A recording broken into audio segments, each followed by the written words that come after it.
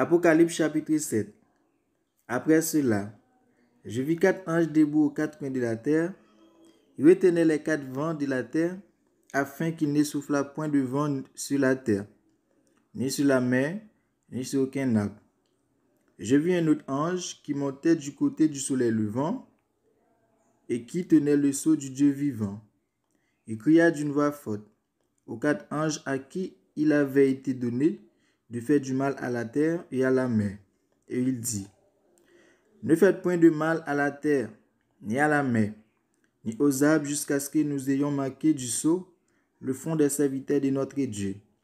Et j'entendis le nombre de ceux qui avaient été marqués du sceau.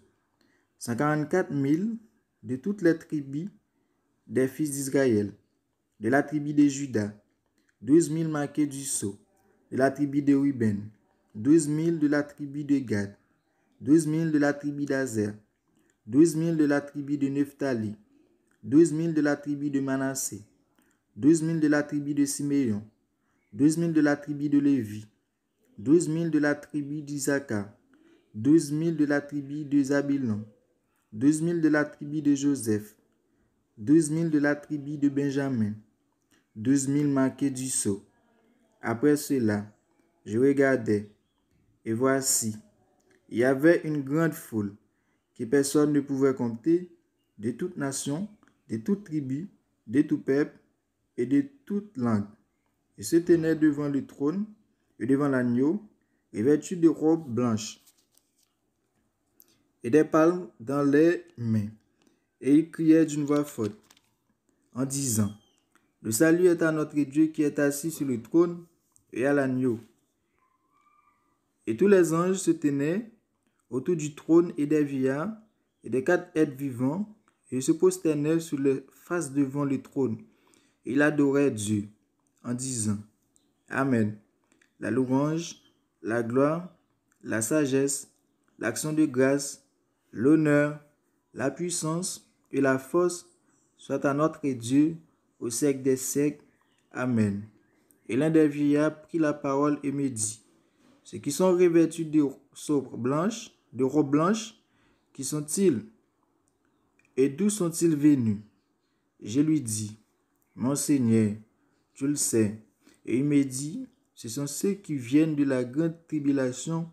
Ils ont lavé leurs robes et les ont blanchis dans le sang de l'agneau. C'est pour cela qu'ils sont devant le trône de Dieu et le servent jour et nuit dans son temple. Celui qui est assis sur le trône dressera sa tente sur eux. Ils n'auront plus faim, ils n'auront plus soif, et le soleil ne les frappera point, ni aucune chaleur.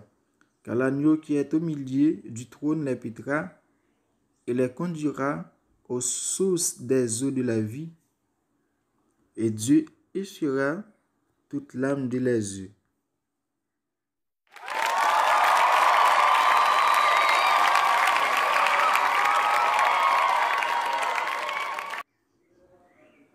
Apocalypse chapitre 8.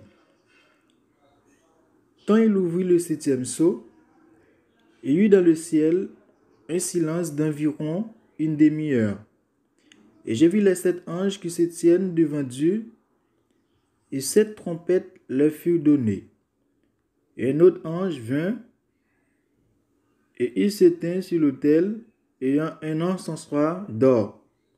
On lui donna beaucoup de parfums, afin qu'il les offrît avec les prières de tous les saints sur l'autel d'or qui est devant le trône.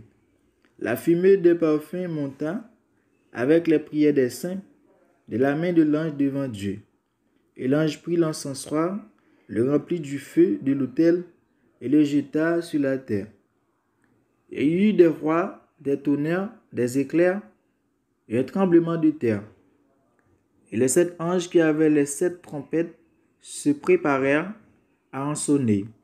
Le premier sonna de la trompette, et il y eut de la grêle et du feu mêlé de sang, qui fut jeté sur la terre, et le tiers de la terre fut brûlé, et le tiers des arbres fut brûlé, et toute herbe verte fut brûlée.